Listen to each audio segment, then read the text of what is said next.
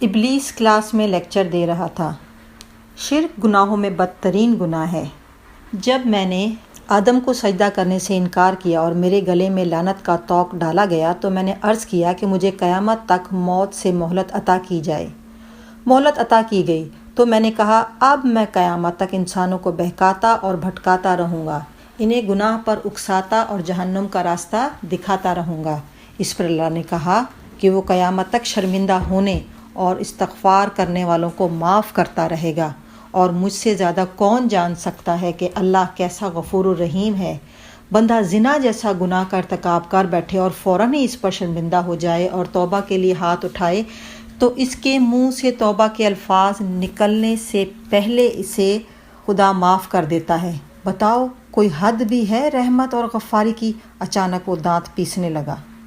یہ اس نے میرے ساتھ بدترین دشمنی کی ہے، وہ غرایا۔ میری محنت استغفار کے ہاتھوں میں پل میں اکارت ہو جاتی ہے۔ وہ چونکا۔ ارے بات کیا ہو رہی تھی؟ آپ ہمیں شرک کے متعلق بتا رہے تھے، باطل نے اسے یاد دلایا۔ ہاں، میں شرک کے متعلق بتا رہا تھا اور میں نے بتایا کہ وہ کیسا غفور الرحیم ہے۔ اس نے فرمایا کہ مشرک کے لیے دعا نہ کرے، مشرک کی استغفار بھی قبول نہیں ہوگی۔ اس سے تم اندازہ لگا سکتے ہو کہ وہ بخشنے والا مشرک کو بخشنے کو بھی تیار نہیں۔ اب سوچو کہ شرک کیسا عظیم گناہ ہے۔ بے شک یور ایکسیلنسی، کئی طالبان شیطنیت بیک آواز بولے، اور شرک سب سے عام گناہ ہے۔ اس کا ارتکاب بہت عام اور آسان ہے۔ یہی ہمارا سب سے بڑا ہتھیار ہے۔ میں سب سے زیادہ فائدہ اسی سے اٹھاتا ہوں، اس لیے کہ بندے کو شرک کی ترغیب دینا بہت آسان ہے۔ وہ کیسے یور ہائنس؟ ایک طالب شیطنیت نے پوچھا۔ ایک سچے موحد کو شرک پر کیسے مجبور کیا جا سکتا ہے؟ ثقیلہ نے پوچھا۔ شرک کے بھی 2 درجے ہیں، شرک خفی اور شرک جلی۔ شرک خفی دانستگی میں ہو جاتا ہے، اس کا فائدہ ہمیں آگے جا کر پہنچتا ہے۔ بندے کو پتہ بھی نہیں چلتا کہ وہ شرک کر رہا ہے، وہ اس کا عادی ہو جاتا ہے۔ اس کے نتیجے میں اس کا ایمان کمزور ہو جاتا ہے، اس حد تک کمزور ہو جاتا ہے کہ کسی موقع پر کسی معمولی سی ضرورت کی خاطر وہ غیر اللہ کو سجدہ بھی کر سکتا ہے۔ مگر کیسے؟ یہ ثقیلہ کی آواز تھی۔ بات وضاحت طلب ہے یور ایکسیلنسی، باطل نے کہا۔ شرک سے وہی بچ سکتا ہے جس کا ایمان مکمل اور مستحکم ہو۔ شرک میں مبتلا ہو کر انسان ایمان سے دور ہو جاتا ہے، اور ایمان کی کمزوری سے شرک کا ارتکاب کرنا بہت آسان ہو جاتا ہے۔ بات اب بھی سمجھ میں نہیں آئی یور ایکسیلنسی، ایک اور طالب شیطنیت نے کہا۔ دیکھو، سب کچھ اللہ کے کلام کی ایک آیت میں چھپا ہے۔ لطف یہ ہے کہ وہ آیت سب آیتوں سے بڑھ کر زبان زد عام ہے، لیکن آدمی اس پر غور نہیں کرتا، تجسس نہیں کرتا، سمجھ کر اسے روح میں نہیں اتارتا، بس اسی لمحے وہ مارا جاتا ہے۔ اور میرے بچوں، وہ آیت ہے الحمدللہ رب العالمین۔ سب تعریفیں اللہ کے لیے ہیں جو تمام عالم کا رب ہے۔ اس آیت پر ایمان اور عمل شرک کا راستہ پوری طرح بند کر دیتا ہے۔ وہ کیسے؟ یہ آیت بتاتی ہے کہ کائنات میں تمام عالم میں جو کچھ بھی اچھا ہے صرف اللہ کی وجہ سے ہے، اور جو کچھ بھی لائق تعریف ہے صرف اللہ کا ہے، اور جو کچھ بھی قابل مذمت ہے سب آپ کی طرف سے ہے۔ باطل نے جلدی سے کہا۔ بالکل ٹھیک، ابلیس نے خوش ہو کر کہا۔ میری بڑائی اسی میں ہے۔ ہاں، تو میں کہہ رہا تھا کہ کائنات میں کوئی فعل، کوئی ہستی، کچھ بھی لائق تعریف ہو تو اس کا سزاوار اللہ کے سوا کوئی نہیں۔ تعریف کا اصل رخ اس کی طرف سے ہونا چاہیے جو خیر کا منبع ہے۔ اسے ذہن میں رکھے بغیر کسی کی تعریف کی جائے تو یہ درست نہیں۔ اب اگر کوئی اپنی کسی خوبی پر یا اپنے تصرف میں آئی ہوئی کسی چیز پر ناز کرے تو یہ تکبر ہے، ظلم ہے، اور تکبر اللہ کو سب سے زیادہ ناپسند ہے۔ اس کا ثبوت میں ہوں اور میرا انجام ہے۔ ابلیس اپنا سینہ پیٹنے لگا۔ ہائے، کیا مقام، کیا مرتبہ تھا میرا! خیر، اب بھی کم نہیں ہے۔ جی ہاں، آپ سب سے بلند ہیں، تمام طالبان شیطنیت بیک وقت بولے۔ ابلیس گم سا ہو گیا۔ ارے کیا بات ہو رہی تھی؟ آپ شرک اور تکبر کے بارے میں بتا رہے تھے، ثقیلہ نے اسے یاد دلایا۔ ہاں، بات یہ ہے کہ کسی بھی مخلوق کو غرور زیبا نہیں۔ بڑائی تو خالق کل اور معبود کائنات کے لیے ہے، اور ہر کس و ناقص کے پیروں تلے بچھنے والی مٹی سے بنے آدمی پر تو صرف عاجزی اور انکسار ہی سجتا ہے۔ مگر خاک آسمان تک پہنچی تو اس کے دماغ ہو گئے۔ مگر یور ایکسیلنسی، اس مٹی کی مخلوق کو یہ مرتبہ دیا گیا کہ تمام مخلوقات نے اسے سجدہ کیا، اسی توہین کے احساس کے تحت آپ نے سرکشی کی؟ باطل نے اعتراض کیا، سجدہ مٹی کے بت کے لیے نہیں تھا، اس کے وجود میں رکھے اللہ کے نور کے لیے تھا۔ یہی ایک بات تو میں نظر انداز کر گیا، ابلیس نے مکاری سے کہا۔ خیر، جو ہوا سو ہوا، مجھے اس پر کوئی ندامت نہیں، اور یہ نادم نہ ہونا بھی میرا ہی وصف ہے، اور یہ بھی غرور کی کوکھ سے جنم لیتا ہے۔ اچھا، اب ہم آتے ہیں ایمان کی طرف۔ میں بتا چکا ہوں کہ ایمان کی کمزوری شرک کی طرف لے جاتی ہے۔ ایمان کمزور کرنا میرا خاص کام ہے اور آسان بھی ہے۔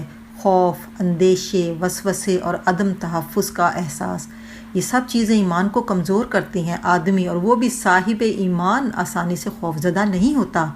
یہاں میرا پہلا کارنامہ یاد کرو، وہ اب تک کام آ رہا ہے۔ آدم جنت میں ان تمام چیزوں سے بے نیاز تھے۔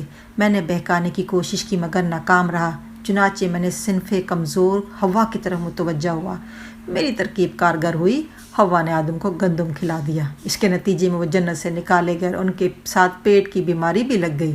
اب آدمی رزق کی طرف سے ہمیشہ پریشان رہتا ہے، حالانکہ اللہ نے رزق کا اٹل وعدہ کیا ہے، مگر آدمی یہی سوچتا ہے کہ رزق چھن نہ جائے۔ یوں وہ خوف، اندیشے اور عدم تحفظ کا شکار ہوتا ہے۔ اس کی خاطر وہ اپنے ہی بھائیوں کی خوشامد کرتا ہے، اس حد تک گر جاتا ہے کہ سجدہ کرنے کے برابر عمل کرنے لگتا ہے۔ اب بولو، یہ شرک ہوا نا؟ اور اسے کمزور کرنے کا ایک اہم ذریعہ بھی ہمیں مل گیا ہے، عورت۔ اس سے آدم نہیں بچ سکے تو ان کی اولاد سے کیا بچے گی؟ پھر رزق کی طرف سے عدم تحفظ کا احساس چپکے چپکے شرک کی طرف لے جانے کے علاوہ دوسری برائیاں بھی پیدا کرتا ہے، جو بندے کو معبود سے دور کرتی اور ایمان کو کمزور کرتی ہیں۔ مال کی ہوس پیدا ہوتی ہے اور یہ ہوس جائز اور ناجائز کا فرق مٹا دیتی ہے۔ خوشامد، جھوٹ، بے ایمانی، دوسرے کا حق مارنا، یہ سب ہوس مال و زر کا لازمی نتیجہ ہیں۔ ان سے روح کی کثافت پیدا ہوتی ہے اور دل سخت ہوتا ہے۔ سب سے بڑھ کر یہ ہے کہ آدمی اللہ کے سوا ہر کسی کو رازق سمجھنے لگتا ہے۔ یہ شرک ہے۔ اس کے نتیجے میں خیر کی طرف سے دل ہٹنے لگتا ہے اور ہمارا بندہ بننے کے مرحلے میں وہ داخل ہو جاتا ہے۔ ہوس زر ایسی بیماری ہے جو مفلس سے زیادہ دولت مند کو لاحق ہوتی ہے۔ اس کے نتیجے میں دولت کا ارتکاز ہونے لگتا ہے اور معاشی ناہمواری اور بدحالی عام ہو جاتی ہے۔ غریب جو روحانی طور پر طاقتور ہوتا ہے، پیٹ کی خاطر بدی سے سمجھوتا کرنے پر راضی ہو جاتا ہے۔ یوں بگاڑ پھیلتا جاتا ہے۔ آدمی اجتماعی طور پر اللہ کی اطاعت سے بے بہرا اور سرکش و نافرمان ہوتا چلا جاتا ہے۔ اسی لیے ہمیں شرک پھیلانے پر زور دینا چاہیے اور ان بنیادی نکات کے تحت کام کرنا چاہیے۔ اس پر شیطان کے بچوں نے خوب نعرے لگائے، پیروں کے تلووں سے خوب تالیاں بجائیں۔ ابلیس سر کے بل کھڑا ہو گیا۔ ٹھیک 8 بجے سلیمان فرزانہ کے دروازے پر دستک دے رہا تھا۔ اس نے دفتر سے فرزانہ کو فون کیا تھا اور فرزانہ نے کہا تھا کہ وہ 8 بجے آ جائے۔ سلیمان 7:30 بجے اپنے گھر سے نکل گیا تھا۔ گلی سنسان تھی، پھر بھی سلیمان کو گھبراہٹ ہو رہی تھی۔ اس نے ادھر ادھر دیکھا اور دروازے پر دستک دی۔ دروازہ کھلا اور فرزانہ کا چہرہ نظر آیا۔ آئیے، اندر آ جائیے۔ سلیمان اندر چلا گیا۔ فرزانہ نے دروازہ بند کر دیا۔ وہ اندر کمرے میں لے گئی۔ بیٹھیے، اس نے صوفے کی طرف اشارہ کیا۔ سلیمان بیٹھ گیا۔ اس نے کمرے کا جائزہ لیا۔ عام سا کمرہ تھا جیسے اس طرح کے گھروں میں ہوتے ہیں۔ دیوار کے ساتھ بیڈ تھا، اس کے مقابل میں صوفہ تھا جس پر وہ بیٹھا ہوا تھا۔ درمیان میں ایک چھوٹی سی میز تھی۔ دیواروں پر کیلنڈر اور 3-4 توغرے تھے۔ کھڑکی پر سستے اور بھڑکیلے پردے تھے۔ آپ نے اتنے دن لگا دیے آنے میں تو سمجھی تھی کہ شاید بھول ہی گئے ہوں گے مجھے۔ فرزانہ نے اسے چونکا دیا۔ سلیمان نے پہلی بار اسے غور سے دیکھا اور اسے شاک لگا۔ وہ اس وقت اس روز کے مقابلے میں بالکل بدلی ہوئی لگ رہی تھی۔ اس نے سادہ لباس پہنا ہوا تھا، چہرے پر بھی میک اپ نہیں تھا۔ دوپٹے کو اس نے سر پر یوں کس کر لپیٹا تھا کہ چہرہ اس کے حصار میں معلوم ہو رہا تھا، اور پھر بھی پہلی بار سے زیادہ اچھی لگ رہی تھی۔ بتایا نہیں آپ نے کہ اتنے دن کیوں لگا دیے؟ فرزانہ بولی۔ وہ سامنے والے بیڈ پر ٹک گئی تھی۔ بس وقت ہی نہیں ملا، سلیمان نے جواب دیا۔ پھر بھی آ تو گیا ہوں۔ اب یہ بتائیں میں کیا کروں آپ کے لیے؟ کیا کھائیں گے، کیا پئیں گے؟ کچھ بھی نہیں، میں کھا پی کر آیا ہوں۔ تم کیسی مہمان نواز ہو کہ وہ اتنی دور بیٹھی ہو؟ دور کہاں، سامنے ہی تو ہوں۔ یہاں میرے پاس آؤ نا۔ وہ سادگی سے صوفے پر اس کے برابر آ بیٹھی۔ کچھ تو لینا، چائے بناؤں آپ کے لیے؟ اس کی ضرورت نہیں۔ سلیمان نے اس کا ہاتھ تھام لیا اور دوسرے ہاتھ سے اسے سہلانے لگا۔ فرزانہ نے کوئی تعارض نہیں کیا۔ مجھے اچھا نہیں لگ رہا، آپ پہلی بار ہمارے ہاں آئے ہیں۔ آخری بار تو نہیں آیا ہوں۔ سلیمان کے ہاتھ کچھ پیش قدمی کرنے لگے۔ فرزانہ کے جسم میں تناؤ سا آ گیا۔ اس نے نرمی سے سلیمان کا ہاتھ ہٹا دیا۔ پلیز سلیمان، ایسا نہ کریں، میں اپنی نظروں میں گر جاؤں گی۔ سلیمان نے چونک کر حیرت سے اسے دیکھا۔ تو پھر تم نے مجھے بلایا کیوں تھا، اور وہ بھی اکیلے گھر میں؟ میں آپ سے باتیں کرنا چاہتی تھی، بہت ساری باتیں۔ میں اپنے بارے میں بتانا چاہتی ہوں اور آپ کے بارے میں سب کچھ جاننا چاہتی ہوں۔ کیوں؟ اس لیے کہ ہمیں ایک دوسرے کے ساتھ زندگی گزارنی ہے، فرزانہ نے بے حد اعتماد سے کہا۔ یہ تم نے کیسے سوچ لیا؟ سلیمان حیران تھا۔ بس مجھے تو یقین ہے اس بات کا۔ چلو ٹھیک ہے، تو ہمیں صرف باتیں ہی کرنی ہیں، اور بھی بہت کچھ کرنا چاہیے ایک دوسرے کو سمجھنے کے لیے۔ سلیمان کے ہاتھ پھر بہکنے لگے۔ سلیمان پلیز۔ فرزانہ روحانسی ہو گئی۔ میں سب کچھ سمجھتا ہوں، تم شریف لڑکی ہو، حیا تمہارا زیور ہے، تمہاری جھجک فطری ہے، لیکن تم بھی میرے قریب آنے کے لیے تڑپ رہی ہو، میں سمجھ سکتا ہوں۔ اب وقت ضائع نہ کرو۔ سلیمان کے لہجے میں شیطنیت تھی۔ اس کے ہاتھ پھر بے قابو ہونے لگے۔ سلیمان، آپ مجھے بہت غلط سمجھ رہے ہیں، بہت بری لڑکی سمجھ رہے ہیں، ہے نا؟ سلیمان کے جذبات ایک دم سرد پڑ گئے۔ تم ہی بتاؤ، میں تمہیں اور میں کیا سمجھ سکتا ہوں؟ اس نے سرد لہجے میں پوچھا۔ آپ کھل کر کہیے نا، تمہاری امی ہر روز ہسپتال جاتی ہیں، سلیمان نے کاٹدار لہجے میں کہا۔ تو میں تمہارا پہلا مہمان تو نہیں ہو سکتا؟ آپ کا مطلب ہے آپ؟ فرزانہ سے بولا بھی نہیں جا رہا تھا، پھر اس کا ضبط جواب دے گیا۔ وہ رونے لگی۔ میں نے سوچا بھی نہیں تھا کہ آپ یہ بات کہہ سکتے ہیں، ورنہ میں آپ کو کبھی بلاتی ہی نہیں، وہ ہچکیوں کے درمیان کہہ رہی تھی۔ اس لیے کہ میں نے آپ کے بارے میں بہت خواب دیکھے ہیں، میں آپ پر غلط تاثر تو نہیں چھوڑنا چاہتی تھی۔ اسے روتے دیکھ کر سلیمان بوکھلا گیا۔ وہ اٹھ کھڑا ہوا۔ میں چلتا ہوں۔ فرزانہ نے اس کا ہاتھ تھام لیا۔ پلیز، میری پوری بات سنے بغیر آپ نہیں جا سکتے۔ مگر تم رو رہی ہو، اور یہ؟ اچھا، اب میں نہیں روؤں گی، آپ بیٹھیے تو۔ فرزانہ نے جلدی سے دوپٹے کے پلو سے آنسو پونچھ لیے۔ تو تم مجھ پر برا تاثر نہیں چھوڑنا چاہتی تھی؟ ہاں، آج والی بات تو خیر میری سمجھ میں ہی نہیں آئی، مگر اس دن جب آپ نے مجھے ٹیکسی میں گھر چھوڑنے کی پیشکش کی تھی تو میں ہچکچائی تھی۔ 3 لڑکوں کے ساتھ ٹیکسی میں لفٹ لینا، آپ کے دوست بھی مجھے غلط سمجھتے اور آپ بھی۔ تو پھر تم کیوں بیٹھ گئی تھی ٹیکسی میں؟ میں اس موقع کو کھونا نہیں چاہتی تھی۔ کیسا موقع؟ سلیمان کا دماغ گھوم رہا تھا۔ آپ سے تعارف کا۔ پہلی نظر میں تم نے میرے خواب بھی دیکھ لیے اور میرے ساتھ زندگی گزارنے کا فیصلہ بھی کر لیا۔ سلیمان کا لہجہ زہریلا تھا۔ میں آپ کو کئی مہینوں سے دیکھ رہی ہوں، آپ کبھی میری طرف متوجہ ہی نہیں ہوئے۔ یہ پہلی نظر کا معاملہ نہیں ہے، لیکن یہ ضرور ہے کہ مجھے پہلی ہی نظر میں آپ سے محبت ہو گئی تھی۔ فرزانہ کی نظریں جھک گئیں۔ پھر اس دن جب آپ میری طرف متوجہ ہوئے تو میری خوشی کی حد نہ رہی، میں ہر احتیاط بھول گئی۔ سلیمان نے گہری سانس لی۔ یہ لڑکی اس کی سمجھ میں نہیں آ رہی تھی۔ عدنان اور رضوان سے وہ شرط لگانے کو تیار تھا کہ وہ شریف لڑکی ہے، لیکن شرط لگانا تو اس کی عادت تھی۔ وہ سچ مچ اسے شریف نہیں سمجھا تھا، مگر اب اس کی انجانی حصے سے بتا رہی تھی کہ وہ واقعی نیک شریف لڑکی ہے۔ میں قسم کھا سکتی ہوں کہ آپ میری پہلی محبت ہیں۔ آج سے پہلے میری زندگی میں کوئی نہیں آیا، فرزانہ نے نظریں جھکاتے ہوئے کہا۔ تم مجھ سے کیا چاہتی ہو؟ سلیمان زچ ہو گیا۔ وہ مطلب نکالنے والا آدمی تھا، محبت کا قائل نہیں تھا۔ میں بتا چکی ہوں، آپ کے بارے میں جاننا چاہتی ہوں۔ پہلے اپنے بارے میں بتاؤ، مگر وہاں بیڈ پر جا بیٹھو۔ تم مجھے بہت خوبصورت لگتی ہے اور میرے یہ ہاتھ بہت گناہ گار ہیں۔ فرزانہ نے اسے شاک کی نظروں سے دیکھا، مگر کہا کچھ نہیں۔ وہ خاموشی سے بیڈ پر جا بیٹھی۔ باپ کا سایہ بچپن ہی میں سر سے اٹھ گیا تھا۔ ماں نرس تھی، اس نے اسے بہت اچھی طرح پالا تھا، اچھی تعلیم دلائی تھی۔ اب وہ اپنے پیروں پر کھڑی تھی۔ ایک دن اس نے بس اسٹاپ پر سلیمان کو دیکھا اور وہ اسے بھا گیا، لیکن وہ اسے مخاطب کرنے کی ہمت کبھی نہیں ہوئی۔ پھر وہ خود ہی اس طرف متوجہ ہو گیا اور یوں اس وقت وہ اس کے ساتھ سامنے بیٹھا تھا۔ سب کچھ سننے کے بعد سلیمان نے جھنجھلا کے کہا، میرے بارے میں کچھ نہیں جانتی ہو؟ نہیں، فرزانہ نے معصومیت سے نفی میں سر ہلایا۔ کچھ اندازہ بھی ہے؟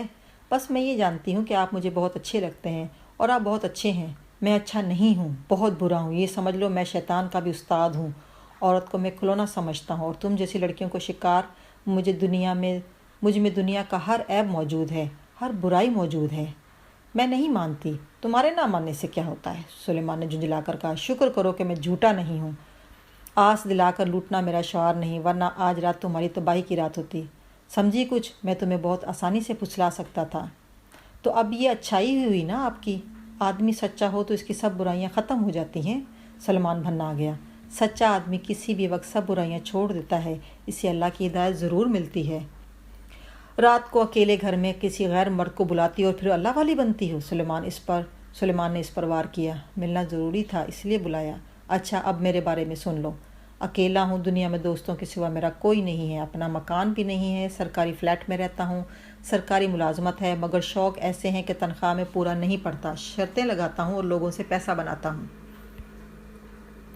شرطوں کے معاملے میں بہت خوش قسمت ہوں، آج تک کوئی شرط نہیں ہارا، اب تک 2 درجن سے زیادہ لڑکیوں کی زندگی تباہ کر چکا ہوں، شراب بھی پیتا ہوں، ہر گناہ کرتا ہوں۔ اب بتاؤ مجھ سے کیا چاہتی ہو؟ آپ مجھ سے شادی کر لیں۔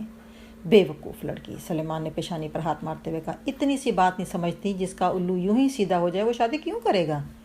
اس لیے کہ شادی صرف نفسانی خواہشات کے لیے نہیں کی جاتی، فرزانہ نے بے حد سکون سے کہا۔ آپ کو کسی نے محبت نہیں دی، آپ کو وہ محبت کوئی بھی نہیں دے سکتا جو میں دوں گی، اور یہ گھر آپ کا ہوگا۔ امی آپ کو اپنے بیٹے کی طرح چاہیں گی، ممتا بھی ملے گی آپ کو۔ مجھے نہ محبت کی طلب ہے نہ ممتا کی۔ نہیں ہے تو ہو جائے گی۔ فرزانہ بیڈ سے اٹھی اور پھر اس کے برابر آ بیٹھی۔ بولے کریں گے نا مجھ سے شادی؟ میں تمہیں صرف وقتی محبت دے سکتا ہوں، وہ چاہو تو مجھ سے ابھی لے لو۔ فرزانہ کا چہرہ تمتما اٹھا۔ جی نہیں، میں جیسی محبت چاہتی ہوں مجھے ویسی ہی ملے گی اور آپ سے ہی ملے گی۔ یہ یقین کیوں ہے تمہیں؟ شاید سلیمان کی جھنجھلاہٹ کی کوئی حد نہیں تھی۔ بس ہے اور یقین کامل ہے۔ اچھا اب میں جاؤں؟ فرزانہ نے اداس نظروں سے اسے دیکھا۔ جائیں، چلے جائیں، لیکن ایک دن آپ خود میرے پاس آئیں گے، انتظار کرتی رہو اس دن کا۔ سلیمان نے تمسخر سے کہا۔ کروں گی، ضرور کروں گی، اور جانتی ہوں کہ انتظار زیادہ طویل نہ ہوگا۔ وہ اسے چھوڑنے دروازے تک آئی۔ اللہ حافظ سلیمان، فی امان اللہ۔ سلیمان نے کچھ بھی نہیں کہا اور خاموشی سے باہر آ گیا۔ تو ہم شرک سے شروع کرتے ہیں۔ سب سے پہلے ایمان پر ضرب لگاتے ہیں۔ ابلیس اپنی کلاس میں لیکچر دے رہا تھا۔ اگلے مرحلے پر ہم آدمی کے باطن کی تباہی کا سامان کرتے ہیں، یعنی شیطانی صفت کے فروغ کے لیے کام کرتے ہیں۔ جو کچھ اللہ نے منع کیا ہے وہ شیطانی صفت ہے۔ تکبر، جھوٹ، زنا، چوری، حق تلفی، ہوس زر، یہ سب شیطانی صفات ہیں۔ اور جیسے کسان بیج ڈالنے سے پہلے زمین میں ہل چلا کر مٹی نرم کرتا ہے، ویسے ہی ہم شرک میں مبتلا کر کے ایمان کو کمزور کر کے مٹی کی اس مخلوق کو بدی کے بیج کے لیے تیار کر چکے ہوتے ہیں۔ اب فصل ہوگی اور ضرور ہوگی۔ یاد رکھو میرے بچوں، جو شرک میں مبتلا نہیں اور جس کا ایمان مضبوط ہے وہ مٹی نہیں چٹان ہے جس میں فصل نہیں ہو سکتی۔ اب ایک بات سنو، اللہ کو اپنی مخلوق سے بہت محبت ہے، اسی لیے تو اس نے کہا کہ مجھ سے محبت ہے تو میرے بندوں سے محبت کرو۔ تو میرے بچوں، ہمیں الٹ کرنا ہے اور الٹ سکھانا ہے۔ محبت کا الٹ ہے نفرت۔ جو مجھ سے محبت کرتے ہیں وہ اللہ کے بندوں سے نفرت کرتے ہیں۔ میں بنی آدم کو نفرت سکھا سکتا ہوں، لیکن یہ بھی آسان کام نہیں ہے۔ انسانوں کو تقسیم کرنا ہے۔ ایک تقسیم تو قدرتی ہوتی ہے۔ یاد رکھو، دنیا میں آدمیوں کے صرف 2 گروہ ہیں، ایک وہ جو حق پر ہیں، دوسرے وہ جو گمراہ ہیں، میرے بندے ہیں۔ مگر اس قدرتی تقسیم سے میرا کام نہیں چلتا، چنانچہ میں انہیں تقسیم کرتا چلا جاتا ہوں۔ پہلے مذہب کی بنیاد پر انہیں ایک دوسرے سے نفرت سکھاتا ہوں، پھر رنگ اور پھر نسل اور پھر زبان کی بنیاد پر وہ نفرت پھیلتی ہے۔ سو یہ دنیا پہلے سے تقسیم ہے، یا نفرت کی کمی نہیں ہے۔ سب سے بڑی رکاوٹ کیا ہے؟ تم میں سے کوئی بتا سکتا ہے؟ باطل اور ثقیلہ نے ہاتھ اٹھائے۔ ابلیس مسکرایا۔ باطل، تو بتا۔ اسلامی اخوت، بالکل درست، ابلیس نے ستائشی لہجے میں کہا۔ یہاں اللہ نے میرے لیے سب سے بڑی رکاوٹ کھڑی کر دی۔ جو لوگ اللہ پر ایمان لائے اور اس کے آخری رسول صلی اللہ علیہ وسلم پر ایمان لائے اور جنہوں نے توحید کا کلمہ پڑھا، وہ آپس میں بھائی بھائی ہیں، خواہ وہ گورے ہوں، کالے ہوں، خواہ ان کا تعلق کسی بھی خطۂ زمین سے اور وہ کوئی بھی زبان بولتے ہوں، وہ ایک دوسرے سے بھائی کی طرح محبت کریں۔ کتنا مضبوط رشتہ ہے، کتنی مضبوط ڈوری ہے جس سے یہ بندھے ہیں۔ مگر یہ مضبوطی توحید اور ایمان کے دم سے ہے، اور میں سب سے پہلے انہی پر وار کرتا ہوں، اور اب کام آسان ہو گیا ہے۔ اب توحید کا مرکز صرف مسلمان ہیں، جو وہ آپس میں بھائی بھائی ہیں، مگر میں عرب اور عجم کی تفریق پیدا کرتا ہوں۔ نفرت بڑھتی ہے، پھر عرب اور غیر عرب، پھر قوم پرستی، یہ سوڈانی مسلمان ہے، یہ پاکستانی، یہ اردو بولتا ہے، وہ سواحلی، پھر میں نے عقیدوں اور فرقوں کی بنیاد پر تقسیم کرتا ہوں، ان میں عصبیت کا احساس جگاتا ہوں۔ یہ سندھی ہے، وہ پنجابی ہے، یہ پٹھان ہے، وہ بلوچ ہے، پھر میں سندھیوں کو اردو بولنے والوں کو اور دوسری زبانیں بولنے والوں سے نفرت کرنے کی ترغیب دیتا ہوں۔ پنجابی، پٹھان، بلوچ، سندھی، پھر ان کی ذاتیں اور ان کے قبائل، پھر پھر فرقہ واریت ہے، یہ اہل حدیث ہے، یہ سنی ہے، یہ شیعہ ہے، اور تم مومن ہو اور یہ کافر۔ نفرت کرو، مارو، قتل کرو، ختم کرو انہیں۔ ابلیس کف اڑانے لگا۔ اب ہر طرف نفرت ہی نفرت ہے۔ میں جیت گیا، ہا ہا ہا ہا، میں جیت گیا۔ تمام مخلوقات پر فوقیت رکھنے والا انسان ہار گیا، ذلیل و خوار ہو گیا۔ اچانک وہ متاسف ہو گیا۔ لیکن کیا فائدہ؟ حقیقت تو میں جانتا ہوں۔ یہ مشرک مشرکوں کو مار رہے ہیں۔ اہل ایمان نفرت نہیں کرتے، وہ ایک دوسرے کو قتل نہیں کرتے۔ ہائے ہائے، میں کیا کروں، میں نے کیسے بہکاؤں؟ وہ دھاڑے مار مار کے رونے لگا۔ یہ سوچ کر میری آگ بجھنے لگتی ہے۔ میں آتشی مخلوق، سرد ہونے لگتا ہوں، اور میں کیا کروں؟ وہ بہت مبارک مہینے کی بہت بوجھل رات تھی۔ اس کی صبح ہوتے ہوتے خون کی سرخی افق پر پھیل گئی۔ لاہور میں نامعلوم افراد نے فجر کی نماز پڑھنے والوں پر اندھا دھند فائرنگ کر کے متعدد نمازیوں کو شہید کر دیا۔ مسجد کے فرش پر، دیواروں پر خون کے چھینٹے لگے تھے۔ فجر کی بات تھی۔ صبح کے اخبارات میں خبر نہ آ سکی، مگر دوپہر تک زمین میں چھپ گئے۔ دفتر میں تبصرے ہوتے رہے، سب لوگ بجھ گئے۔ یہ یقیناً را کے ایجنٹوں کی کارروائی ہوگی، اقبال نے کہا۔ تو اور کیا ہو سکتا ہے؟ منان بولا۔ مسلمان تو مسلمان پر گولیاں چلانے سے رہے۔ کیوں؟ پہلے کبھی مسلمانوں نے مسلمانوں پر گولیاں نہیں چلائیں؟ سلیمان نے اعتراض کیا۔ یار، تم ہر وقت مسلمانوں کے دشمن کیوں بنے رہتے ہو؟ شاہد نے غصے سے کہا۔ غلط نہیں کہہ رہا ہوں، پچھلے چند سالوں کے اخبار اور صدیوں کی تاریخ اٹھا کر دیکھ لو، سلیمان نے نہایت سکون سے کہا۔ بات صرف مسلمان کے مسلمان پر گولی چلانے کی نہیں ہے، آفاق صاحب نے مداخلت کی۔ یہ نمازیوں کی جماعت پر فائرنگ کی گئی ہے اور مسجد میں خون بہایا گیا ہے۔ یہ کام مسلمانوں کا نہیں ہو سکتا۔ تو آپ کے خیال میں یہ کام کس کا ہے؟ بھارتی ایجنٹوں کے سوا کوئی نہیں ہو سکتا۔ ہاں جی ہاں، وہی تو سرحد پر، وہاں تو سرحد ویسے ہی ملی ہوئی ہے، عدنان بولا، اور بھارتی ایجنٹ سرحد پار کر کے اطمینان سے کارروائی کرنے کے لیے آ گئے، سلیمان نے طنز کیا۔ تو دیر کیا لگتی ہے؟ اور سرحد پر بیٹھے ہوئے ہمارے نگران سو رہے تھے، ہماری ایجنسیاں خواب خرگوش کے مزے لے رہی تھیں۔ یار، وہ ایجنٹ بہت تربیت یافتہ لوگ ہوتے ہیں اور سرحدوں کے نگران غیر تربیت یافتہ ہوتے ہیں۔ ہماری انٹیلیجنس غیر تربیت یافتہ ہے، سلمان کا لہجہ تلخ تھا۔ تم کہنا کیا چاہتے ہو میاں؟ آفاق صاحب بولے۔ سیدھی سی بات ہے سر، ادھر ادھر منتقل کرنے سے ذمہ داری پوری نہیں ہوتی۔ شہریوں کا مسجد کا تحفظ حکومت کی ذمہ داری ہے۔ جب تک مجرم گرفتار نہیں ہوتے، اصولی طور پر ہم حکومت کے مجرم ہیں، حکومت مجرم ہے، اور جب مجرم گرفتار ہوں گے تو پتہ چلے گا کہ وہ کون ہے۔ اگر وہ بھارتی ایجنٹ ہیں بھی تو بھی مجرم حکومت ہی ہے۔ یہ کوئی بات نہیں کہ جب کبھی تقریب کاری ہو حکومت یہ کہہ کر الگ ہو جائے یہ بھارتی ایجنٹوں کی کارروائی ہے۔ تو کیا ایسی کارروائیوں کو روکنا، غیر ملکی دہشت گردوں کو اپنی سرحدوں میں داخل ہونے سے روکنا میری اور آپ کی ذمہ داری ہے، جبکہ حکومت کے پاس تمام وسائل ہیں؟ بات تو تمہاری معقول ہے، مگر تم اتنے سیریس کیوں ہو رہے ہو؟ بس سر، آج کچھ درد میرے دل میں سوا ہوتا ہے۔ اور یہ حقیقت تھی کہ اس دن وہ بہت چڑچڑا ہو رہا تھا، اس کے اندر غصہ بھرا ہوا تھا، مگر اس کی سمجھ میں نہیں آ رہا تھا کہ اسے غصہ کس بات پر آ رہا ہے۔ اسے مذہب سے کوئی لگاؤ نہیں تھا، نہ نماز سے دلچسپی تھی، مگر ایک عام مسلمان کی طرح وہ مسجد کا احترام بہت کرتا تھا۔ اسی لیے تو اس واقعے کی اسے بہت تکلیف ہوئی تھی، اور وہ سچائی سے سمجھتا تھا کہ حکومت کو اس سلسلے میں اپنی ذمہ داری کا احساس کرنا چاہیے۔ اس روز بس اسٹاپ پر اس کی مضطرب نظریں ادھر ادھر کوئی جستجو کرتی رہیں۔ اس کی سمجھ میں نہیں آ رہا تھا کہ اسے پریشانی کیا ہے، تلاش کس کی ہے۔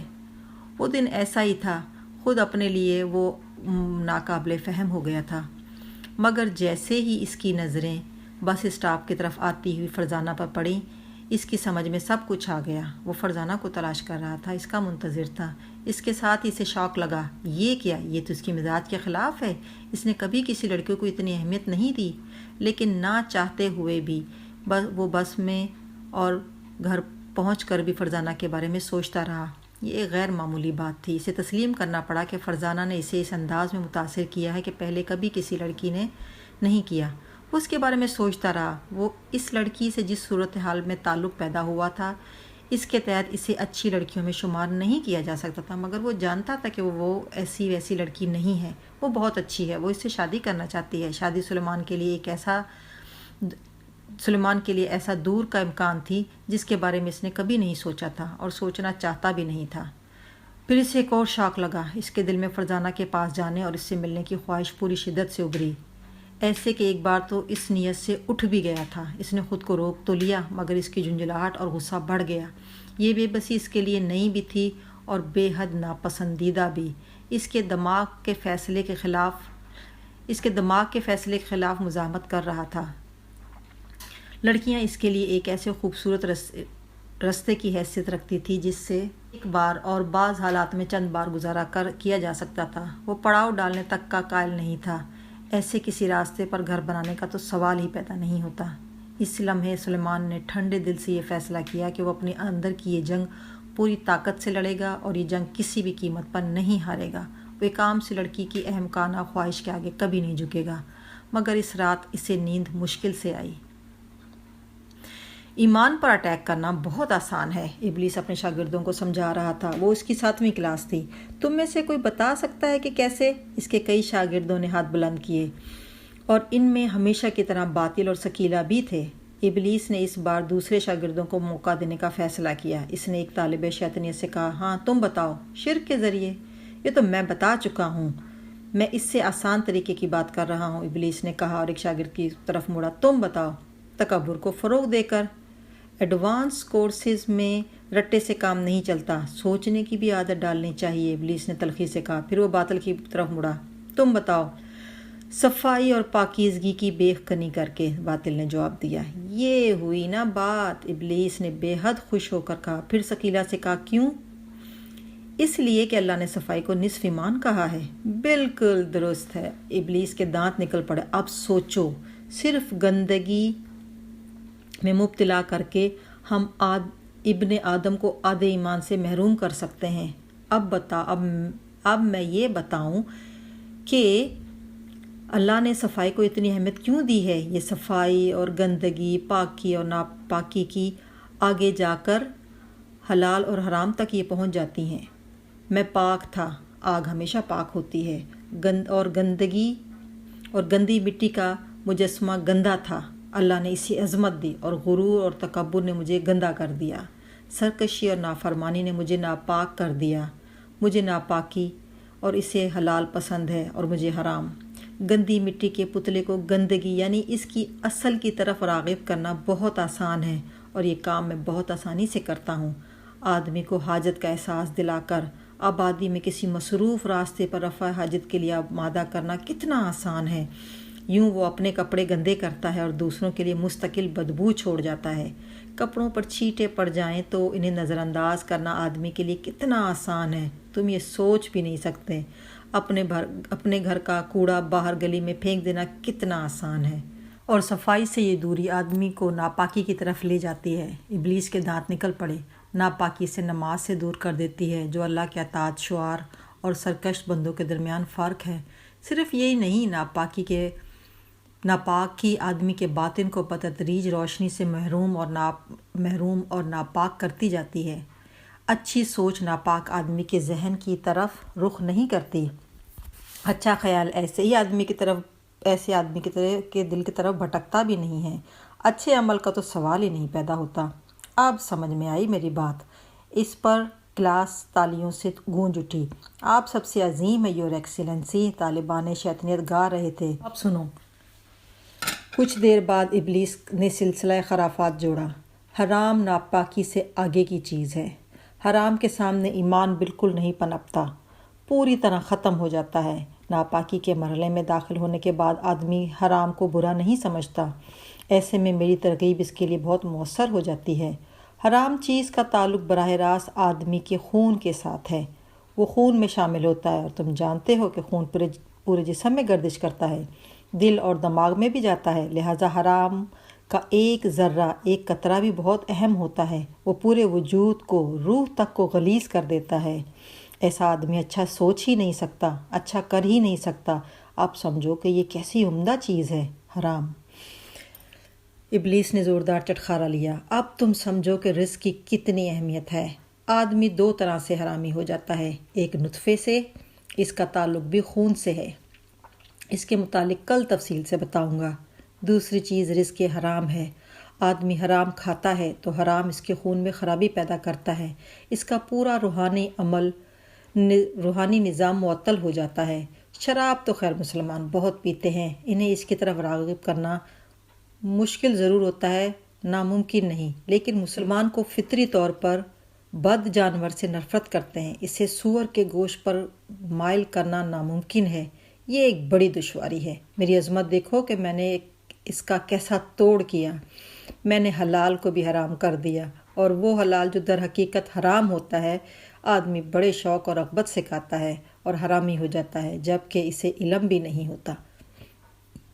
اس کے لیے آدمی میں مال کی ہوس پیدا کرنی پڑتی ہے کہ اس دنیا میں ترغیبات کی کمی نہیں۔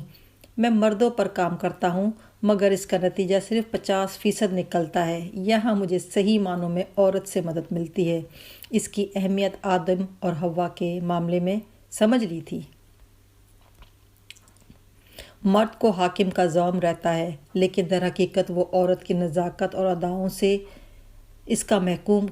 اداؤں کی وجہ سے اس کا محکوم ہوتا ہے۔ عورت محکوم بن کر مرد کو انگلیوں پر نچا سکتی ہے، ایسے کہ اس کا غرور مردانگی بھی مجروح نہیں ہوتا۔ جو مرد براہ راست مال کی ہوس میں مبتلا ہونے سے بچ جاتے ہیں، میں انہیں زیادہ سے زیادہ عورتوں کی ہوس میں مبتلا کرنے کی کوشش کرتا ہوں۔ میری کوشش ہوتی ہے کہ وہ بیوی کے علاوہ بھی دوسری عورتوں کے چکر میں پڑ جائیں۔ یہ کام زیادہ مشکل ہے، اور جب ایسا ہوتا ہے تو میں انہیں محبوبہ کی فرمائشیں انہیں پوری کرنی ہوتی ہیں۔ آمدنی کم پڑ جاتی ہے تو وہ ہوس زر میں مبتلا ہو جاتے ہیں، پھر وہ ناجائز ذرائع سے پیسہ کماتے ہیں۔ یہ پیسہ ان کے گھروں میں بھی جاتا ہے اور ان کی بیوی اور اولاد اور حتیٰ کہ اولاد کی اولاد بلکہ نسلوں تک میں بگاڑ پیدا ہوتا ہے۔ دوسری عورتوں کے چکر میں ڈالتے وقت میں کوشش کرتا ہوں کہ وہ ناجائز تعلقات تک محدود رہے۔ یوں حرام در حرام کا سلسلہ چلتا ہے۔ حرام کاری بھی ہوتی ہے اور حرام پیسے کی جستجو بھی، مگر ایسے لوگ بھی ہوتے ہیں جن کے اندر ضمیر کسی حد تک زندہ ہوتا ہے۔ وہ شادی کے بغیر کسی دوسری عورت سے تعلق نہیں رکھنا چاہتے، دوسری شادی کر لیتے ہیں۔ دوسری شادی بھی وہی مسائل لاتی ہے، آمدنی کم، اخراجات زیادہ، اور نہ صرف ناجائز کمائی کا راستہ کھلا ہوتا ہے، اس بار 2 گھر خراب ہو رہے ہوتے ہیں۔ حرام کا اثر زیادہ دیر پا ہوتا ہے۔ اور میرے بچوں، ایسے لوگ بھی ہوتے ہیں جو خدا کی وجہ سے دوسری عورت کے چکر میں شادی کے نام پر بھی نہیں پڑتے۔ مجھے نفرت ہے ان لوگوں سے۔ یہ خوف خدا بہت بڑا فساد ہے۔ ابلیس جذباتے ہونے لگا، پھر اس نے خود کو سنبھالا۔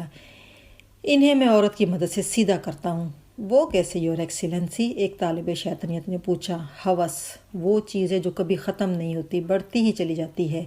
قارون بھی اپنے خزانوں سے مطمئن نہیں ہوتا، اور ہوس میرے بچوں جھوٹی محرومی کے احساس سے پیدا ہوتی ہے۔ تو کسی گھر میں کتنی ہی خوشحالی ہو، میں اس گھر میں احساس دلاتا ہوں۔ میں کسی عام سے گھر میں جاتا ہوں تو خاتون خانہ سے کہتا ہوں، پڑوسن 2000 کی نئی ساڑی لائی ہے اور تم ہو کہ وہی چیتھڑے پہن رہی ہو۔ پھر بس کیا ہے، گھر میں فساد شروع ہو جاتا ہے۔ خوف خدا رکھنے والا شوہر کا گھر میں رہنا دوبر ہو جاتا ہے۔ اپنے سکون کی خاطر اسے ساڑی خریدنی ہے اور اس کے لیے پیسوں کا بندوبست کرنا ہے۔ رزق حلال مقرر ہے، بس سامنے حرام کا دروازہ کھلا ہے۔ اب وہ بیچارہ کم مزاحمت کرے یا زیادہ، وہ انجام کار اسے اسی دروازے میں ہی جانا ہے۔ میری سمجھ میں یہ نہیں آتا یور ایکسیلنسی کہ جس گھر میں ضرورت کی ہر چیز موجود ہو، ہم وہاں کام کیسے کریں گے؟ ثقیلہ نے پوچھا۔ جیسے میں کرتا ہوں۔ اور آپ کیا کرتے ہیں؟ میں باری باری اس خوشحال گھر کی ہر چیز کو مسترد کرا دیتا ہوں۔ نجمہ نے 131 انچ کا ٹی وی خرید لیا ہے، جبکہ ہم نے پرانے 129 انچ کے ٹی وی سے کام چلا رہے ہیں۔ ہمارے گھر میں 94 ماڈل کی ٹویوٹا ہے، جبکہ رضیہ نے 97 کا ماڈل خرید لیا ہے۔ کیسی بے عزتی کی بات ہے! اس فرنیچر کو 6 ماہ ہو چکے ہیں، ابھی آؤٹ آف ڈیٹ ہو چکا ہے۔ یہ جیولری اور ملبوسات اب فیشن میں نہیں ہیں۔ اس فریج سے اب جان چھڑا لینی چاہیے۔ اب VCR کا زمانہ نہیں رہا۔ یہ بنگلہ چھوٹا ہے، ذرا چل کر سعدیہ کا گھر تو دیکھیں، آنکھیں کھل جائیں گی آپ کی۔ یہ بھی کوئی علاقہ ہے رہنے کا؟ کلفٹن چلیں، ساحل سمندر کے قریب۔ ابلیس نسوانی آواز میں نقل اتار رہا تھا، پھر وہ اپنی آواز میں بولا، سمجھے تم لوگ، جتنا بڑا گھر، جتنی خوشحالی، اتنی ہوس، اتنی ہی مصیبت۔ لوگ کہتے ہیں کہ ہر کامیاب مرد کے پیچھے ایک عورت ہوتی ہے۔ میں کہتا ہوں مرد کامیاب ہو یا ناکام، اچھا ہو یا برا، دوزخی ہو یا جنتی، بدکار ہو یا نیکوکار، کوئی بھی ہو، کچھ بھی ہو، ہر مرد کے پیچھے ایک عورت، بلکہ بعض اوقات کئی عورتیں ہوتی ہیں۔ اتنا کہہ کر ابلیس مکروہ آواز میں ہنسنے لگا۔ پھر وہ بولا، حرام کے دوسرے راستے کے بارے میں تمہیں کل بتاؤں گا۔ یور ایکسیلنسی، میں ایک بات پوچھنا چاہتی ہوں۔ ثقیلہ بولی، پوچھو۔ سب عورتیں بری تو نہیں ہوتی ہوں گی؟ یہی تو رونا ہے کہ سب عورتیں بری نہیں ہوتی، ابلیس نے دانت پیس کر کہا، ورنہ اب تک دنیا تباہ ہو چکی ہوتی، جنت ویران ہوتی اور دوزخ چھلک رہی ہوتی۔ اس لیے تو میں نے کہا ہے کہ ہر جنتی مرد کے پیچھے بھی ایک عورت ہی ہوتی ہے۔ تو یور ایکسیلنسی، جس عورت پر آپ کی ترغیب بے اثر ہو جائے، اس سلسلے میں آپ کیا کرتے ہیں؟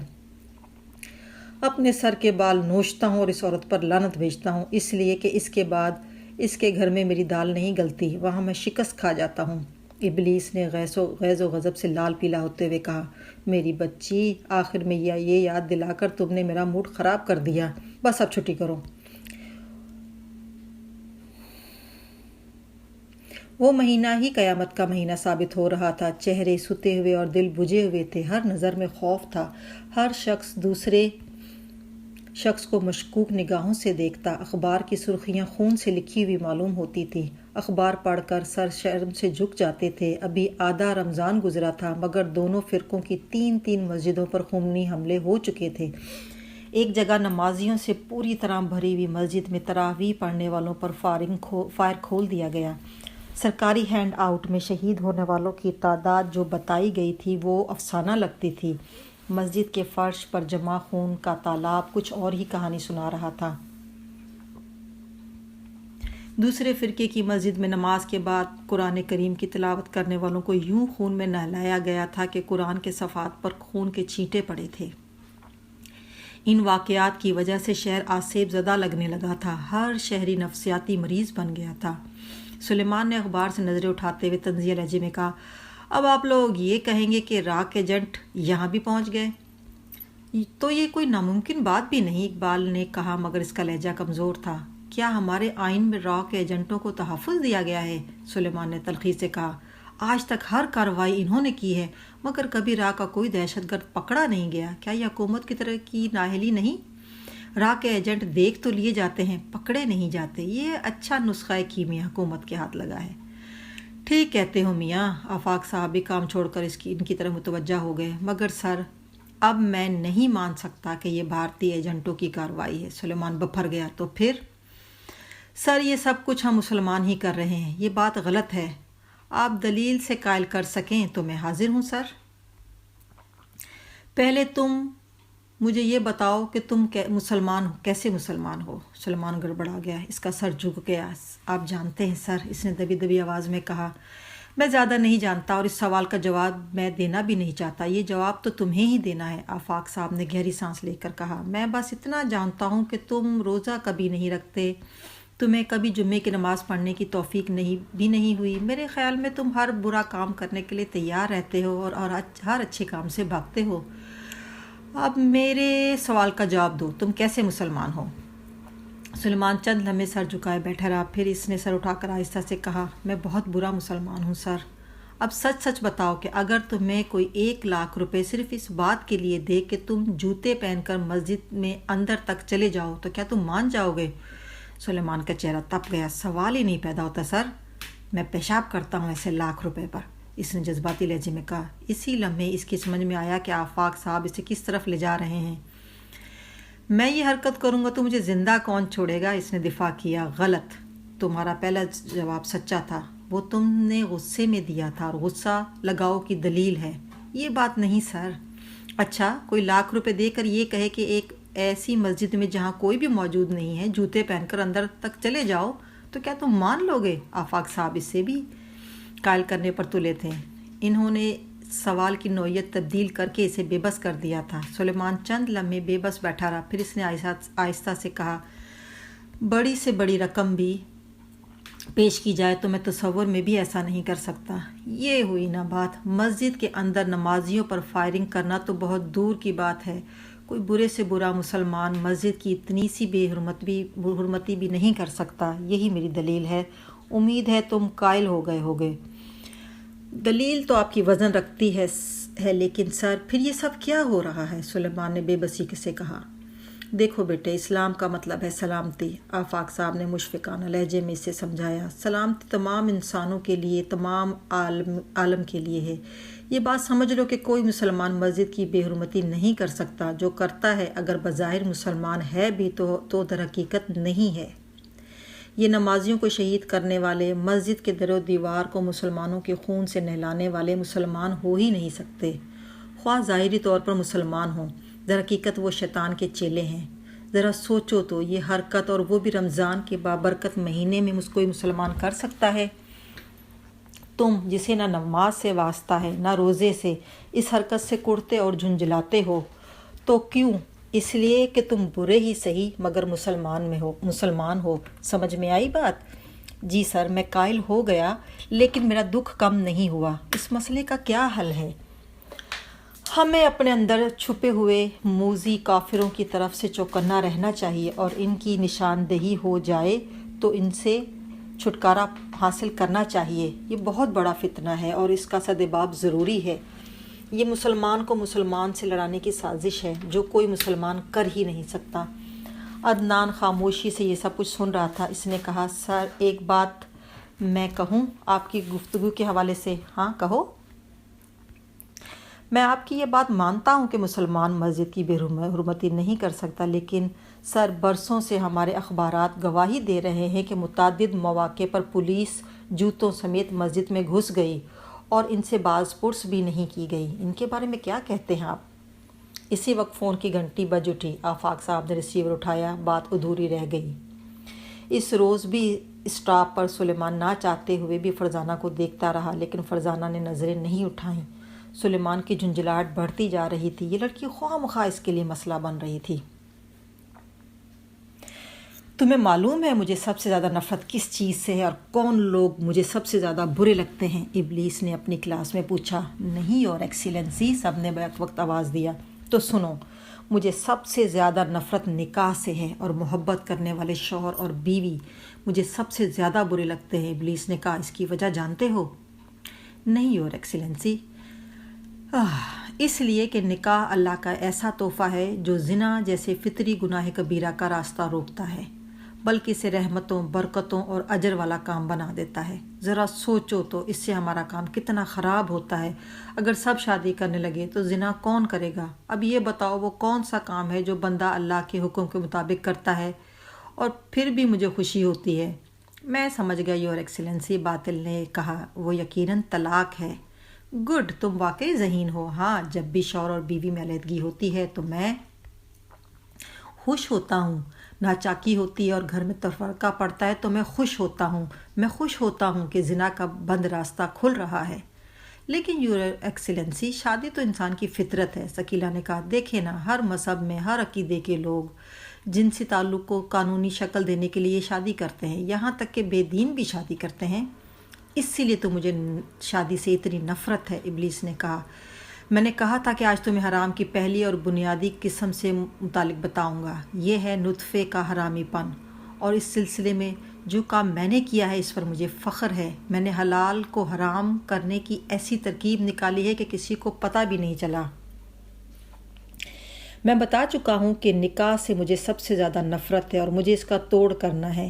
طلاق اللہ کو ناپسند ہے، لیکن زندگی میں ایسے موقع بھی آتے ہیں کہ طلاق ناگزیر ہو جاتی ہے۔ طلاق نہ ہوتی تو ایسے معاملات کا نکاح کی پاکیزگی کو مجروح کرتے، اس لیے طلاق کی اجازت دی گئی ہے۔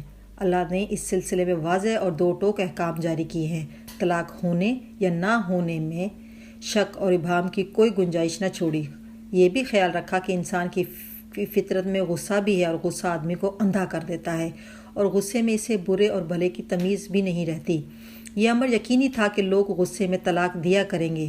دو آدمی مستقل ساتھ رہیں تو کبھی نہ کبھی لڑیں گے تو غصہ آئے گا، اور میں غصے کو بھڑکانے کے لیے موجود رہوں گا۔ لہٰذا مرد غصے میں طلاق دے گا اور غصہ ٹھنڈا ہوگا تو وہ پچھتائے گا۔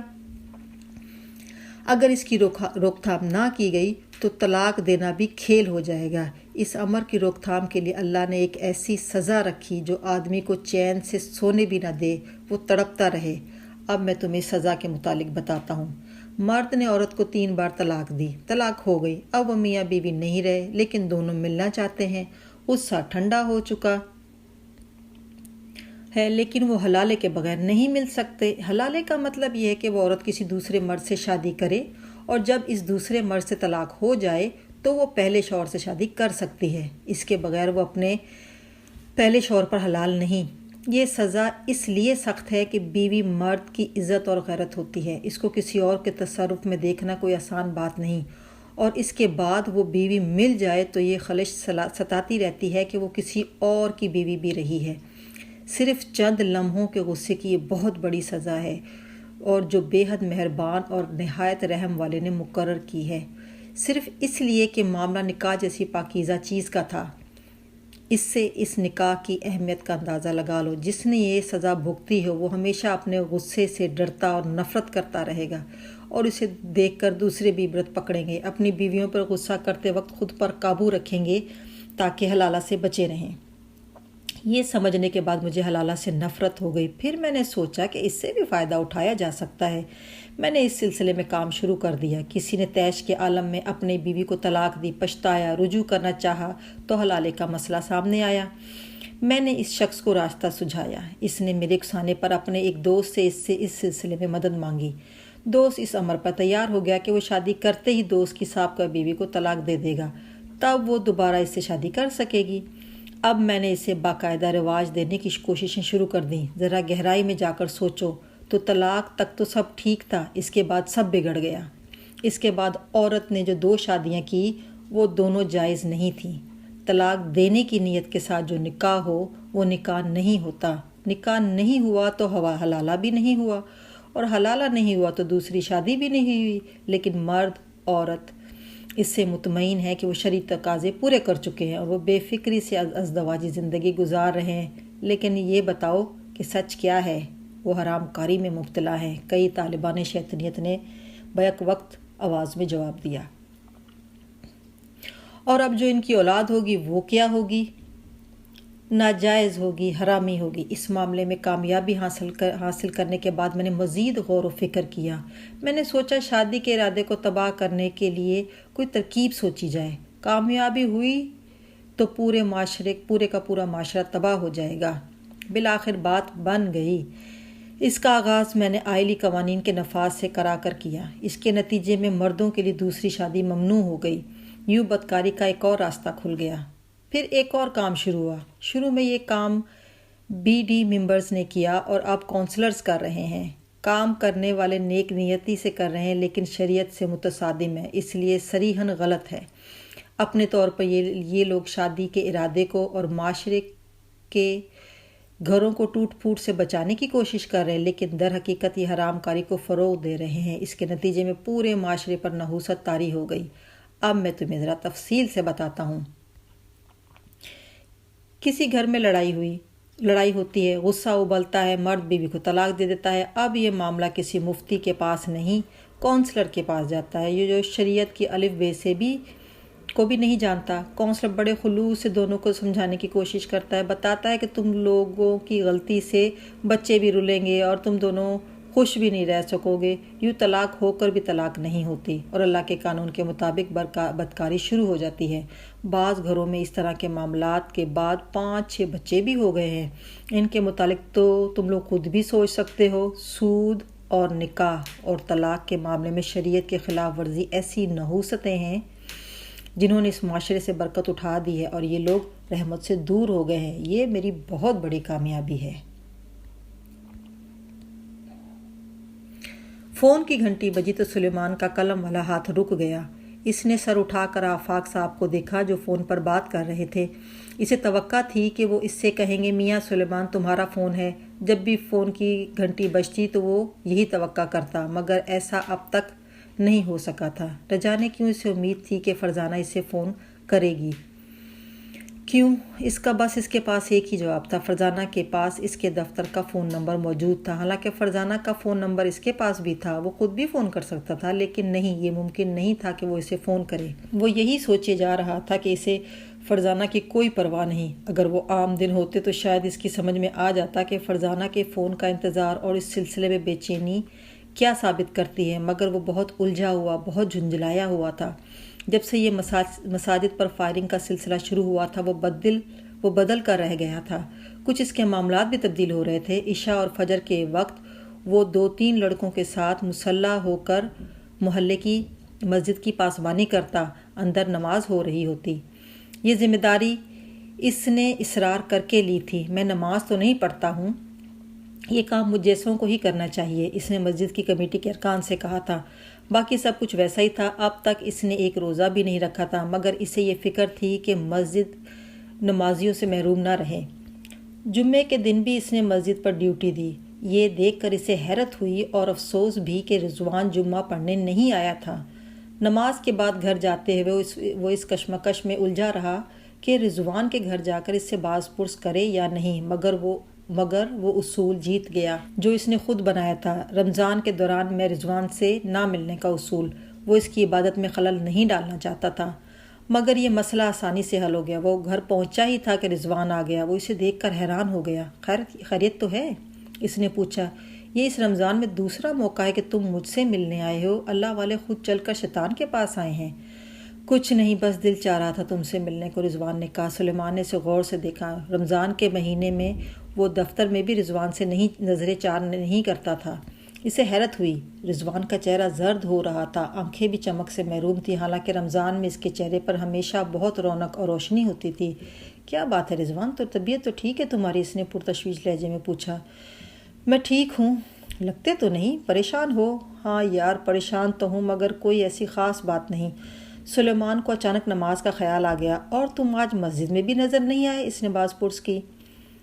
میں اس طرف والی مسجد میں چلا گیا تھا۔ سلیمان نے اسے بہت غور سے دیکھا۔ کوئی گڑبڑ ضرور ہے، اس بار تم نے تراویح بھی چھوڑ دی اور اب پتہ چلا کہ جمعہ پڑھنے بھی کہیں اور جاتے ہو۔ سچ بتاؤ کیا بات ہے، کوئی خطرہ ہے تمہیں یہاں؟ ہاں، کچھ انتہا پسند لڑکے ہیں اس طرف، وہ مجھ پر نظر رکھے ہوئے ہیں اور میں خوف زدہ ہوں ان سے۔ یہ سلیمان کے لیے شوق تھا۔ مگر کیوں؟ کوئی وجہ تو ہوگی۔ دیکھ یار، مجھے پوری بات بتا دے ورنہ اب میں تیرا برا حشر کر دوں گا۔ سلیمان کے تیور بدل گئے۔ اتنے دنوں کا اعصابی دباؤ رنگ لا رہا تھا۔ بات کیا؟ کچھ بھی تو نہیں۔ رضوان نظریں چرا رہا تھا۔ میں تمہارے پاس اس لیے آیا ہوں کہ میں کچھ دن تمہارے ساتھ رہنا چاہتا ہوں۔ اکیلے میں دل گھبراتا ہے۔ یہ اور زیادہ غیر معمولی بات تھی۔ پہلے کبھی ایسا نہیں ہوا تھا۔ اب سلیمان کو احساس ہوا کہ رضوان بہت زیادہ خوفزدہ ہے۔ اس کا مطلب ہے کہ معاملہ کچھ زیادہ ہی سنگین ہے، ورنہ حرم کا آدمی بت خانے میں کب رہنا چاہے گا؟ سلیمان نے گمبھیر لہجے میں کہا۔ مجھے اس وقت تمہاری مدد کی ضرورت ہے، رضوان کے لہجے میں التجا تھی، اور تم جانتے ہو کہ تمہارے لیے میری جان بھی حاضر ہے، مگر پہلے مجھے پوری بات بتاؤ۔ رضوان نے پہلو بچانے کی بہت کوشش کی، لیکن سلیمان پیچھے پڑ گیا۔ مجبوراً اس نے رمضان سے پہلے کی اس خفیہ میٹنگ کی تفصیل اسے سنا دی۔ اب وہ لڑکے مجھ پر نظر رکھے ہوئے ہیں اور وہ کچھ بھی کر سکتے ہیں، اس نے آخر میں کہا۔ اور یہ بات تم مجھے اب بتا رہے ہو؟ سلیمان کے لہجے میں ملامت تھی۔ اور تم انہیں محض انتہا پسند لڑکے کہہ رہے ہو؟ تو اور کیا؟ بے وقوف آدمی، اگر وہ واقعی ان معاملات میں ملوث ہیں تو وہ مسلمان ہی نہیں ہیں۔ آفاق صاحب کی بات یاد نہیں؟ پھر بھی میں کیا کر سکتا تھا؟ تمہیں فوری طور پر پولیس کو مطلع کرنا چاہیے تھا۔ رضوان کی آنکھیں حیرت اور خوف سے پھیل گئیں۔ پاگل ہوئے ہو؟ اسی ڈر سے تو وہ میری نگرانی کر رہے ہیں۔ میں یہ ارادہ بھی کرتا تو وہ مجھے ختم کر ڈالتے۔ میں یہ نہیں کر سکتا۔ تو ایمان والا ہو کر موت سے ڈرتا ہے؟ اور یہ جو اتنے عرصے سے مسلمان نمازی مر رہے ہیں، مسجدوں کا تقدس پامال ہو رہا ہے، تو اس کی تجھے کوئی فکر نہیں؟ یہ کیسی بات کی ہے تو نے؟ سلیمان کو غصہ آ گیا۔ میرا دل خون کے آنسو رو رہا ہے، لیکن میں کچھ کر تو نہیں سکتا۔ کر کیوں نہیں سکتا؟ اگر تو نے پولیس کو مطلع کر دیا ہوتا تو شاید یہ سب کچھ نہ ہوتا۔ پولیس کو میں بھی جانتا ہوں اور تم بھی جانتے ہو، ٹھیک ہے، مگر اپنے ضمیر پر بوجھ تو نہ ہوتا۔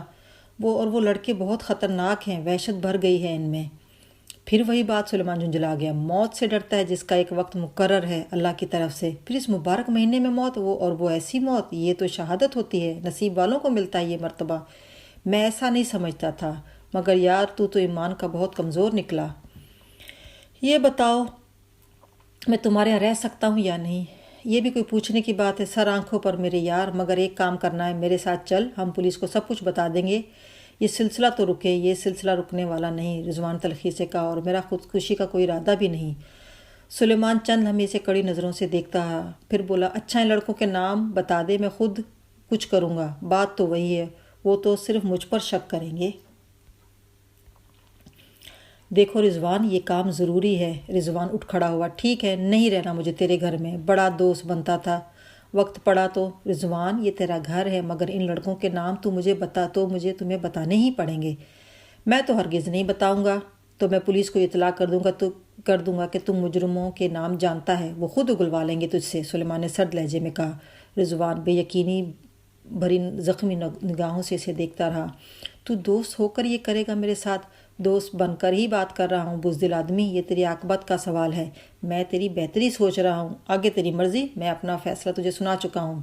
رضوان کشمکش میں پڑ گیا، اسی لمحے اسے سلیمان سے شدید نفرت محسوس ہو رہی تھی۔ وہ کچھ کہنے ہی والا تھا کہ دروازہ کھلا اور عدنان اندر آ گیا۔ اس کے چہرے پر ہوائیاں اڑ رہی تھیں اور وہ ہانپ رہا تھا جیسے بھاگتا ہوا آیا ہو۔ رضوان اور سلیمان نے چونک کر اسے دیکھا۔ اس سے پہلے کہ وہ کچھ پوچھتے عدنان پھٹ پڑا، غضب ہو گیا، یار، ملیر میں شیعوں کی مسجد میں بم دھماکہ ہوا ہے، بہت زیادہ جانی نقصان ہوا ہے، زخمیوں کی تعداد بہت زیادہ بتائی جا رہی ہے۔ ان دونوں کے چہرے ست گئے۔ مگر جانتے ہو، زخمیوں کو اسپتال پہنچانے سے لے کر خون دینے تک سب کچھ جماعت المسلمین والوں نے کیا ہے، یکجہتی کی فضا بن گئی ہے، زخمیوں کے رشتہ دار تک بعد میں پہنچے، عدنان نے بتایا۔ تم اب بھی خاموش رہنا چاہتے ہو؟ سلیمان نے رضوان سے پوچھا۔ مگر یہ بھی تو ممکن ہے کہ وہ لڑکے ملوث نہ ہوں۔ یہ فیصلہ تو پولیس کو کرنے دو۔ رضوان اب بھی ہچکچا رہا تھا۔ تمہیں فیصلہ یہ کرنا ہے کہ مجھے بتانا چاہتے ہو یا پولیس کو؟ سلیمان نے بے رحمی سے کہا۔ تم دوست ہو کر میرے ساتھ یہ کر رہے ہو، رضوان نے شکوہ کیا۔ کہہ چکا ہوں کہ وہی کر رہا ہوں جو ایک اچھے دوست کو کرنا چاہیے، سلیمان نے سرد لہجے میں کہا۔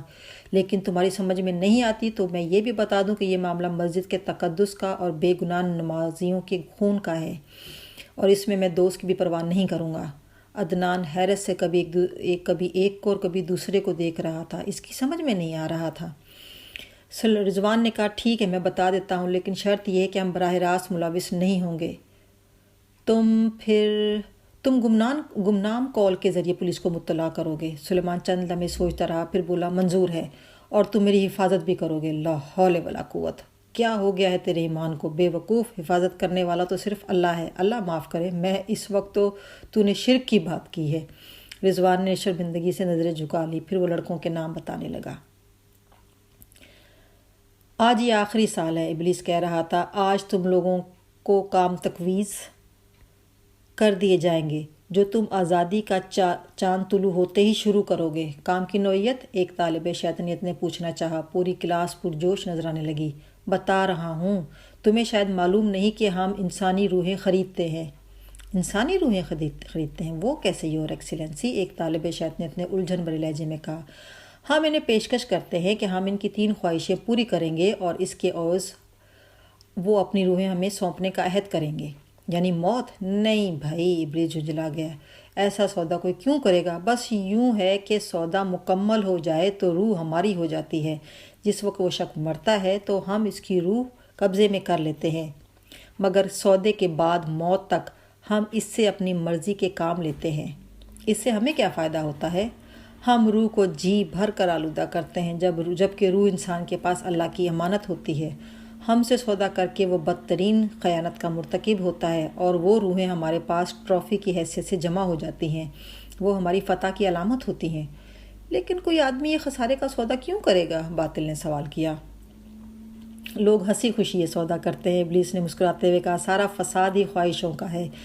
3 خواہشوں کی ترغیب بہت بڑی ہے، کم ہی آدمی بچ پاتے ہیں، اور یوں بھی ہے کہ ہم دیکھ بھال کر پیشکش کرتے ہیں۔ خوب چھان بین کے بعد ہر سال منتخب آدمیوں کو یہ پیشکش کی جاتی ہے، اور ہر سال یہ کام پوزیشن کرنے والوں کو سونپا جاتا ہے۔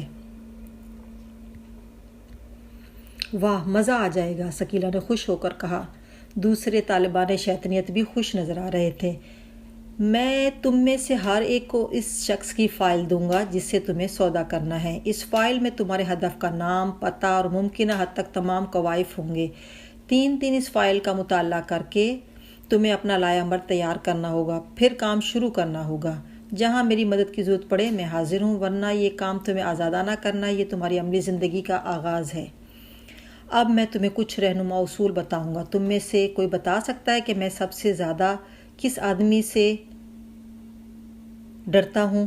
ثقیلہ نے ہاتھ بلند کیا اور ابلیس سے اجازت کے بعد بولی، اس موحد سے جو اللہ کی عبادت کرتا ہو۔ نہیں، ابلیس نے نفی کی میں سر ہلاتے ہوئے کہا، وہ عبادت گزار تو بہت ہی آسان ہدف ہوتا ہے جو دکھاوے کی عبادت کرتا ہو۔ دوسرے عام عبادت گزار اپنی عبادت پر گھمنڈ اور تکبر کرتے ہیں اور انہیں بھٹکانا بھی زیادہ مشکل نہیں ہوتا، اور جو صحیح معنوں پر عبادت کرتے ہیں ان پر میں وقت ضائع نہیں کرتا۔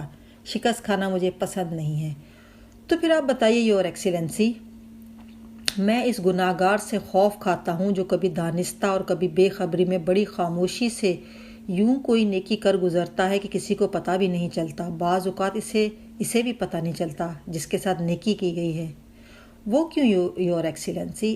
اس لیے کہ گناہ گار اگر سراپا عاجزی اور انکسار ہو تو اسے اللہ کی پوری توجہ حاصل ہوتی ہے، پھر نیکی میں اخلاص بھی ہو تو وہ اور زیادہ خطرناک ہے۔ اللہ کو عاجزی اور انکساری بہت پسند ہے اور میں ایسے لوگوں سے بہت ڈرتا ہوں۔ اب جب کہ تم لوگوں کو فیلڈ ورک کرنا ہے تو میں تمہیں ایک گر کی بات بتا دوں، اپنے شکار کو چارہ ڈالنے سے پہلے انہیں خوب اچھی طرح دیکھو اور پرکھو، ان کی کمزوریاں بھانپو اور ان کی سب سے بڑی کمزوری کو چارہ بناؤ۔ تمہیں یہ سہولت ہے کہ تم جو روپ چاہو اختیار کر سکتے ہو۔ کسی عبادت گزار کے سامنے احتیاط کرو ورنہ ایک لاحول تمہارے پاؤں اکھاڑ دے گی۔ عبادت گزار کے لیے 2 ترغیبیں بہت مؤثر ہیں، دولت اور عورت۔ بہتر ہے کہ ان کے سامنے عورت کے روپ میں جاؤ۔ خوشامد کا لہجہ سب سے اچھا لہجہ ہے۔ کوشش کرو کہ عبادت گزار میں غرور عبادت پیدا کرو، پھر کام بہت آسان ہو جائے گا۔